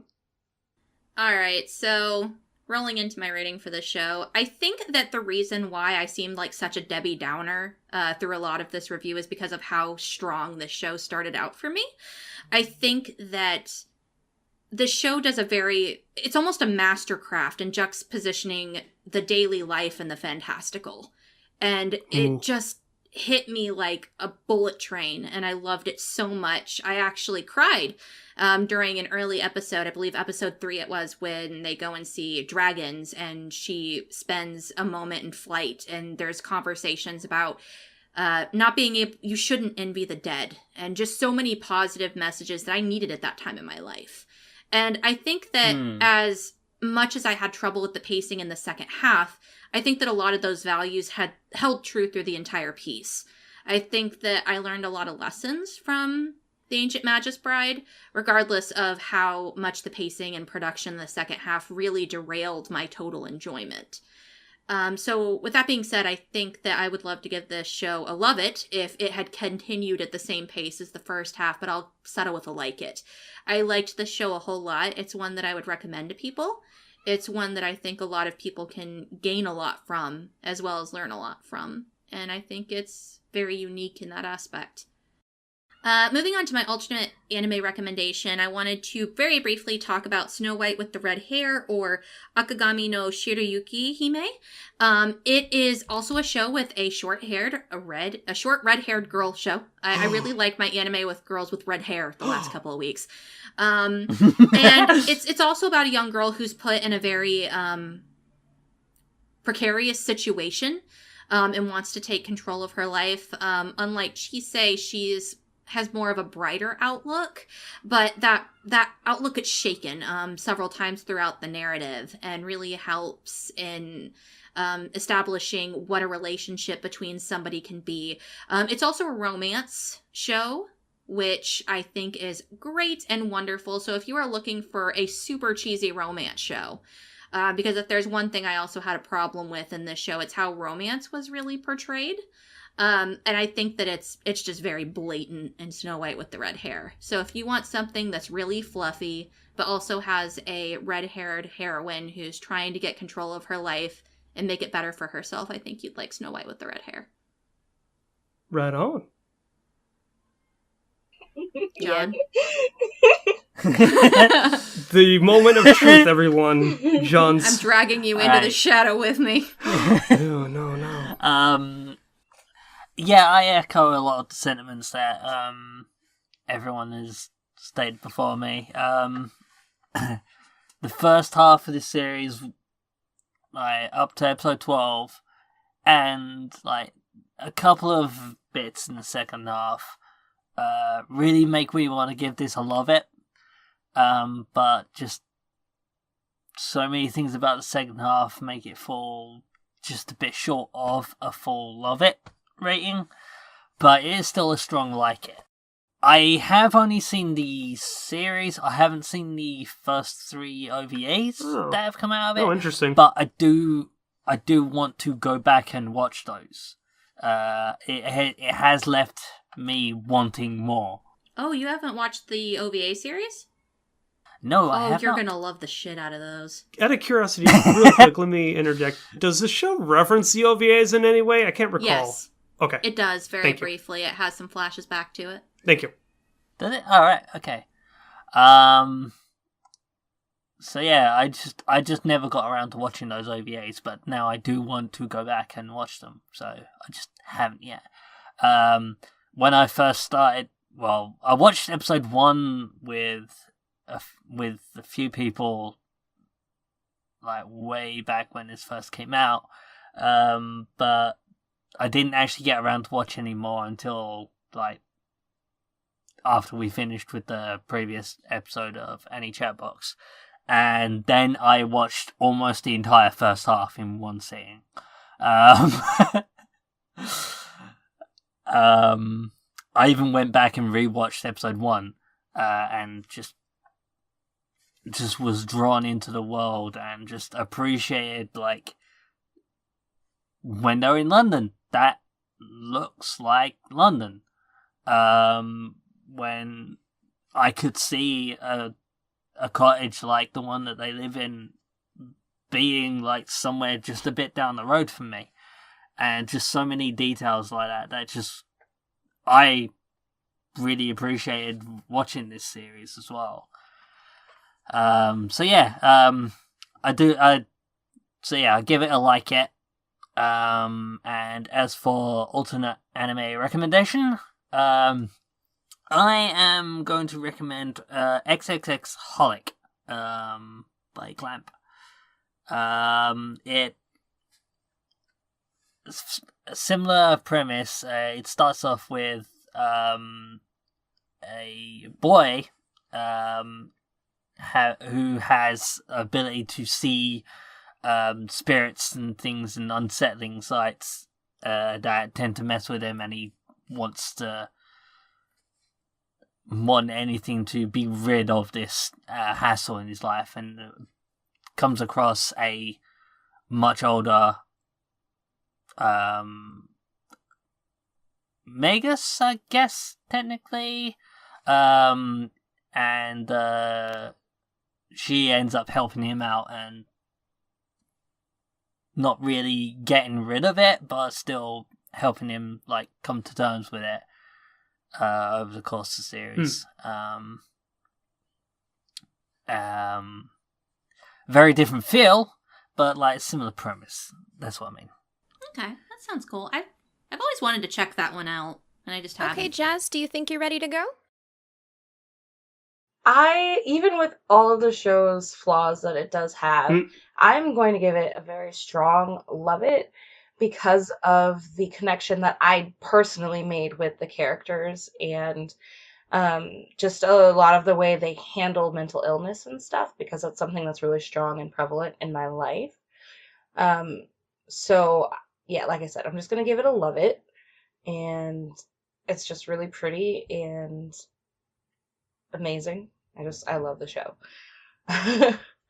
And for my alternate recommendation, I'm gonna give Chronos Ruler, which is something I watched around the same time I was watching the show, actually.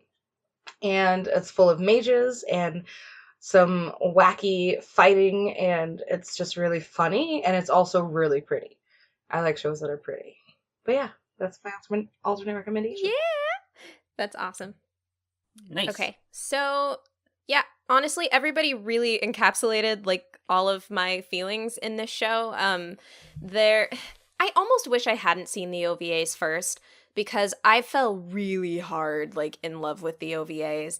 And I think just like I had the experience with Little Witch Academia, it was a thing where no matter what, inevitably, the show was not going to be of the same quality, pacing, whatever, all of that as the OVAs. And so that dampened a little bit of my experience with it, or I guess just made me notice some of the flaws more. And that's nothing to discredit the show. It's just unfortunately like a perspective that I fell under.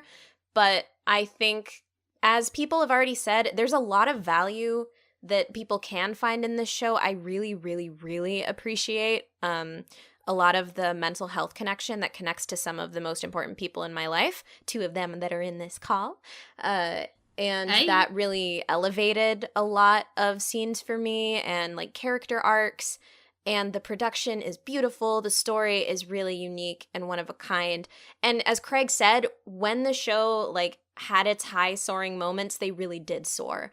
So I'm going to give it a strong like it. I do think that you should definitely check it out. And for alternate anime recommendations, I'm going to go with Natsume Yuujinchou, or Natsume's Book of Friends. I think that Chisei and Natsume are very similar characters. I think if you appreciated one, you will definitely like the other one. I think that Natsume's personal development is a bit more of a slow burn, but is so, so rewarding and beautiful, and I'm gonna cry. But yeah, if you liked like the kind of the one-off like episode or 2-off like arcs about like magical creatures and how that connected to Chisei, then that's a bulk of what you will get through Natsume Yuujinchou. So don't be afraid by the 7 seasons. Just take your time with it, and please check it out. God, that show's been going for a while. You have been Please, selling me John, on, please. I'll watch it with you. Please, John. All right. I watched all of Hunter Hunter with Cassie. Oh my God. Watched, yes. I'm keeping you to that. Yes. Okay. Girl, I think you could grab any of us and we would love to spend an ounce of time with you. You could get anybody to watch Natsume's Book of Friends if you add you as a added bonus. I'm gonna take advantage. Listen, of that. guys. You could watch Natsume's Book of Friends and you'll love it regardless, but what if you watched it with me now? And then you literally drop everything, and you're like, "Yes, ma'am." Yes, my queen. Now you guys are tempting me because I have season 3 in this beautiful big box set, and now you guys are just tempting me to bring it to Friendsgiving. Bring it, girl. Yeah, we're gonna roll into a brief spoiler room, but before that, Gregory has something to say. Yes, basically, forgot to mention this at the beginning, so I'll just mention it here. I run, I'm a part of a gaming podcast, or rather a variety show podcast now. It's called Save Our Progress. Save Our Progress is soundcloud.com/Save Our Progress. Basically, last week, if you can't get enough anime, y'all, then go check that out, because last week, me and Zach talked about Miyazaki's My Neighbor Totoro for Ghibli Fest. It's 30 years old as of April 1988. Yeah, that checks out. It's fucking old, man. But it's beautiful. It's imaginative. Go check it out. It's a fun time. Okay, so that being said, thank you for joining us for episode 85. If you're splitting, because we're going to roll on into our comfy spoiler chairs in just a quick moment. So thank you. Bye. This is your cue to exit. To the skidoo. Stage right. Stage right. Muzzle time. Play me off, Johnny. Exit. Stage right. Okay. I can't do the Pink Panther. I tried. Only Zach can do this. Where is Now he? I've got the He's ASDS there. Spirit. movie bit about, say, Johnny, be the one about fun mistakes. Alrighty. Guys, can someone explain to me the ending? Because to me it looked like she fucking beat Joseph with the power of song, and that is the stupidest thing ever. So I rewatched it, and I read this, okay? And here's my bit. The fact that she couldn't put him to sleep with the sleeping spell is because they're connected. The reason why they're connected is because the eye bullshit. Yeah. Then Ruth essentially plucked the eye out of Joseph's head, and that broke the connection. That way, she was able to pretty much use the sleeping spell to knock him out. Oh, okay. And when she was in that fucking, like, shadow zone with Cartaphilus, essentially, basically saying, hey, basically my curse to essentially live forever matched with the curse of the dragon, which will inevitably kill you, like, almost immediately. They essentially counterbalance each other out, so basically you're a normal girl now. Oh, and I took that as, okay, that happened, but while she was actually sleeping, they just essentially transplanted her eye back. Which, when they plucked her eye out, initially I'm like, okay, this is an anime. This can't be this can't be really real, because they just plucked it out and plopped it right back on in with Joseph and Chisei. So I'm like, but magic. yes, and that's that still doesn't That's very resolve true. everything with Cartaphilus or Joseph or whatever. Like, if she just put him to sleep, that doesn't stop a murderous rampage. it's so Like, weird too, because I think Cartaphilus, his curse essentially now resides within Chisei. So essentially, Joseph is now free. Is Joseph? Is Joseph, but here's the weird thing, and I don't get it, is he's in the well behind the house, just sleeping, and the Ashen Eye says, are you gonna get up, or are you just gonna sleep? It's like, she annoys me, I'll just go back to sleep for maybe a century or so. I'm like, dog, you ain't immortal anymore, what the fuck, that doesn't make sense. And I read it, and I read the manga, and I watched the episode again, and I'm like, this doesn't fucking make sense, dude. What? Yes. Yeah. I have Yes. to read it. I don't get it. Huh. I don't get it. Yeah, same. Again, an adaptation should stand alone, but like when both of them are beat for beat at least the last 2 to 3 episodes, we're just like, okay, it's 1 for 1. The art style is good in that manga, mind you, but still. Speaking of that, that last fight Tuesday? between Joseph, Buffalus and Joseph and Chisei. Chisei. I just had a complete blank on I was her like, name. dude, you wow. It's not like we haven't mentioned it several times through the episode. Actually going back to the the bit that the ties that my brain was making. So just before the whole fight, we saw the sort of dream sequence of Chisei reliving her memories up until her mother Good episode. One of my favorites. trying to kill her and then killing herself. And during that, we saw her mother have something whisper in her ear that looks like herself about how her life will be easier without Chisei. And then we had the fight with Ashen Eyes suddenly getting involved, and then there was like this brief moment where Chisei locks eyes with the Ashen Eyes, and then she just starts trying to pummel the shit out of him instead. And something about the look on his face was like, wait, was it Ashen Eyes that planted that idea in her mother's head to make her. And I don't know why I made that connection, but something about it made I don't know about me that. make that connection, and I was like, but then there was no confirmation afterwards. So. Well, also, her mom and dad both saw fairies as well.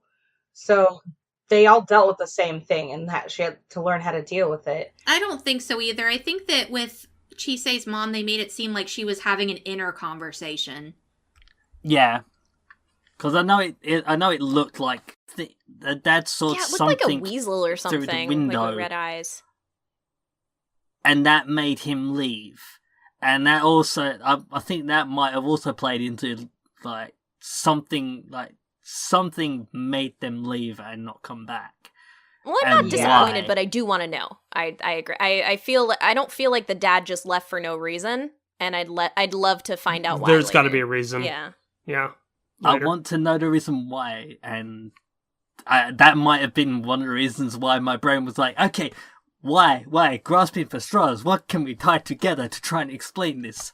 That'll do, done. So, maybe. Just to go with everybody else, I don't only want to know why the dad left, I want to know why he didn't take Chisei, because he almost asked her if she wanted to come, and then changed his mind. Yeah. So what was it that made him say, whether then it was, I don't know, it's impossible to know. Maybe he just didn't want to leave his wife alone, but...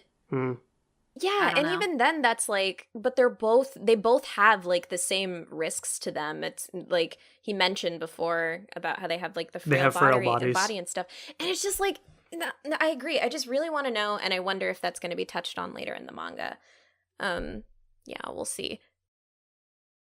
I do like the fact that Chisei's mother was also a slave eggie. I also liked that it changed from I shouldn't have given birth to you as if she was resentful to I shouldn't have given birth to you because it's just going to make you miserable. Mm-hmm. I cannot, like, that, I guess I can't say the whole episode because there's, like, stuff after that, but, like, that arc to me is, like, one of the most powerful, like, moments in the series, and it's just really beautifully done. I loved it. Also, Chisei's resolve. No, that whole thing. No, I'm not going to forgive you, but I thank you for letting go. And that is the hardest fucking thing to do. Yeah.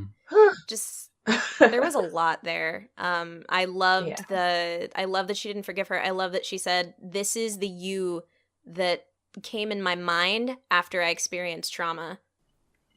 Mm-hmm. Yeah. The shadow. Like, just deep shit, man. And then metaphorically, her mom literally flies away as flower petals in a garden or a field of flowers. Yeah. I love that was also kind of a thing that happened throughout the show, because we had the same thing with like the people in the cat arc as well. I liked how the moving on or the passing on and changing and stuff was always associated with growth. It was either like flower petals or obviously like more literally with Nevin turning into a tree. Like that was a nice piece, a set piece. Every scene with Nevin made me cry too. Nevin returned during her resolution as well. He's like, you're free. He's so good. Can we talk about how when she was like in the Fae realm, and the fucking doctor tried to kill her? Like, the fuck, bro? Oh yeah, I do recall that. There was a reason for that. Well, I know there was a reason. I'm just like, bitch, why? No, let her live. Yeah, I rewatched that and I was like, what? Like, I kind of... Yeah, when that happened, I like audibly gasped, and I was like, wait, nobody's watching? The people, the fucking Titania and Oberon are just letting this happen? What the fuck? I know they're having a conversation with Elias at the moment, but this is their realm. Surely they would know. And then the reveal of, oh no, okay, that's fair enough. Okay. I actually liked what they did with that because it showed that, like, up until that point, how little Chisei still cared about her own well-being. Yeah. And she needed to have that little bit of fight in her. So yeah, I had the same reaction, but I thought that the way that it was introduced and the reasons for it were really interesting. Oh yeah, I loved that part. but at the same time, I was just like, let her live. She's trying. Yeah. Yeah, and she tries. You know what's funny? I'm not okay with what Elias did to Stella, but at the same time, I didn't we really didn't talk about Stella. about Stella or like most of the Really? Yeah, I didn't care for her very much, but I also think my attention and investment was just a little more like muddled to the near the end of the show. Like I didn't hate her, she's just kind of there. And I was like, Yeah. See, for me... Oh, go ahead, Craig. Okay. Basically, I was going to bring her up a little bit during characters, but we kind of like swept up into production. But like, I like her in the sense that like, despite her being a 10-year-old kid, Chisei's like, what, 14, 15 years old? So it's like her first actual friend outside the house. And I'm not diminishing like the housemates as a whole, but it's just like, oh wow, Chisei actually treasures someone random. She's able to make connections and like essentially fight for her. And that's when Elias and fucking Ruth essentially are like, well, shit, she got infected by Dragon's Curse. Her arm's gonna fucking kill her. Let's kill the kid. Yeah, like, don't kill her only friend. Dog, no, you don't even ask Chisei's opinion on this. I'm not sorry. Also, Elias's reason was really stupid Yeah. too. Like, I don't like how you look at her better than you look Yeah. at me, so I just didn't. I don't like it's it. that jealousy. You show her different sides of yourself that you don't show me, and I don't like it. Because No, she's like, a girl. Motherfucker, no! You jealous ass fucker. Stop it! No. Finish that, Craig. That was you was gonna say, you jealous ass bitch. Yes. I don't know. Again, his character just kind of like, at the beginning was just the kid, whimsy. I don't know what the fuck a human is because I live in a house and I'm a fucking shadow creature with a skull, like I'm a a bone deer baby. skull for a head. So obviously I can't interact with anyone outside of Angelica or Lindell or Lindell's teacher. I forgot her name offhand. But still, he's like fantastical about it. And he's like, oh, well, what do I do? How do I act? But as it goes on, he kind of becomes possessive and a little bit obsessive. And the fact that he'll do anything for her without consulting her. Didn't they like have a decent like fight and we're gonna have to like learn how to communicate better by the end? I'm a little fuzzy. Yeah. I mean, after when she woke up Yeah. from the dream sequence, she's like, you need to give me a reason. I'm mad at both of you still. Yeah. And while that reason wasn't justified, I mean, that's even a huge like thing I love about Chisei by the end is she's like, yeah, I'm upset with you. Like, you need to sit in this. And that was really nice. Mm-hmm. I Like, can't be with you how you're acting right Yeah. now. exactly. And being able to say something like that to someone you truly care about is really, really hard. Yeah. And, you know, because most of the time we're like, no, it's okay. But to be Yeah. able to say that, and leave it at that, it was amazing. For sure. Can I want to mention one spoiler in Dominic's stead since they couldn't be here today. And they mentioned something that was very funny. And that was during the vampire and the old man arc. I was about to bring up Lily and Sid. He was just like, dude, that old man would have had a heart attack as soon as he saw that half-naked woman in his butt. Yeah. I mean, she killed him regardless, but still. Her outfit was very interesting, Very and he was skimpy. very Cute. accepting. She cute. Like, you can't I talk liked to her, that just- unless you're in a bodysuit. I mean, you could try, but I feel like the con staff would be like, you're exposing a little too much there. Like, I mean, you'd be amazed. You would be fucking amazed. You're right. I've seen some people do some Kill la Kill cosplays that are very Mad Anyway, respect. Mad respect to the craft. listen, they were amazing. Like, they were very on point too, but I could see everything that was going on. Anyway, but yeah, I just thought it was very funny because it did, after they mentioned that, I just couldn't take anything that happened there seriously, even though I really loved their arc. Jesus. I was just like, okay, it's very hard for me to, like, see her gripping on this old man in a stripper uniform. Okay, yeah, it is a little hard. It was her But I did like it. Okay? Let her get the money! I loved their arc, don't get me wrong, and how Chisei stayed up for days just to give her the opportunity to, like, see him and talk with him was great, and their resolution was great, but everything was ruined the moment I got, that motherfucker's gonna have a heart attack the moment he sees this half-naked woman in his rose garden. Yeah. I just want to let you guys know we're at, like, 1:52, so we're close to 2 hours. Shit. So if we bullet point a couple more spoilers, that would probably be good. I just had one highlight. Mm-hmm. The Phoenix. The insertion of the first opening when she got her staff, like Lindell's song singing when she gets the staff, when she activates it and turns into the Phoenix, flies home to tell Fuckface about, like, oh man, you're kind of being closed off. Talk to me, you dick. And then, like, just that all swelled. That's the biggest highlight in the show, in my opinion, next to Chisei's resolve with her mom. Yeah. That's all I wanted to bring up. Yeah, that it all swelled, and then in the next episode, she fell asleep. For 3 days. for 3 days, and never got the chance to say what she wanted to say. Highs and then lows. Again, you need the cool down period before you go back to high again. I wish I could sleep for 3 days. Same. Same, girl. Shit. I wish I could sleep for 1 day. Shit. A night. A night. Oh, God. 8 hours. I need to go get Mage's lesson so I can make you guys sleep magic. That's what I'll do. Could you just sing me to sleep every night? that's I think that great. would work. That's cute. Yeah. Aw. Cammy.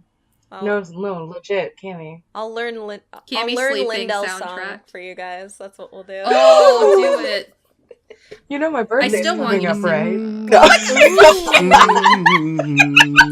Also, I still want you to sing that first opening. I'm never giving up on it. Okay. Well, I gotta go practice. So, y'all, this has been episode 85 of the Annie Chat Box. If you stuck around for spoilers, thanks for listening. And you go have an enchanting and wonderful and fantastical night. Fuck, that's Doing, like, A good. slow beat in the background to lead us out as well. That was so nice. That was so good. Oh, okay. Well, we can just stop. I mean, No, this was good. Oyasumi, everyone. Peace. Bye-bye. Peace.